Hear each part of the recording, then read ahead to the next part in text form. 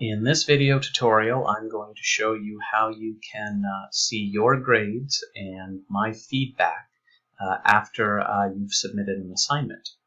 And so what you would do is you go up to Assignments and you click it once.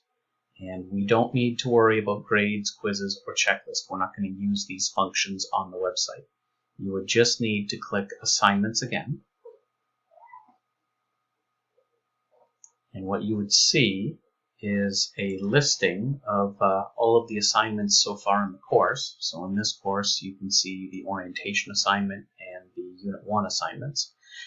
As the course continued, you would see Unit 2 and 3 and 4 below here. And what you can also do is if you click on any of these links here, it will actually take you to the Dropbox for each one of these assignments.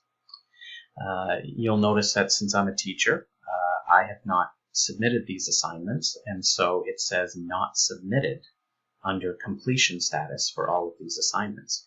Now, if you were up to date and you had been submitting all of these assignments, you will see a number 1, meaning that you submitted the assignment once under this column for all of these assignments.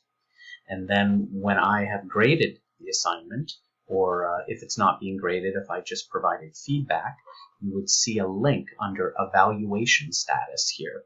And so you would say view feedback, and you would click that link and you would read my feedback on your personal goals. If you clicked view feedback here, you would read my feedback and your grades on the scanning TV listings, and so on here. If I've graded all of your assignments, you would see a link in all of these boxes under, again, evaluation status, and you would be able to read my comments, my feedback, and you'd be able to see your grade on the assignment.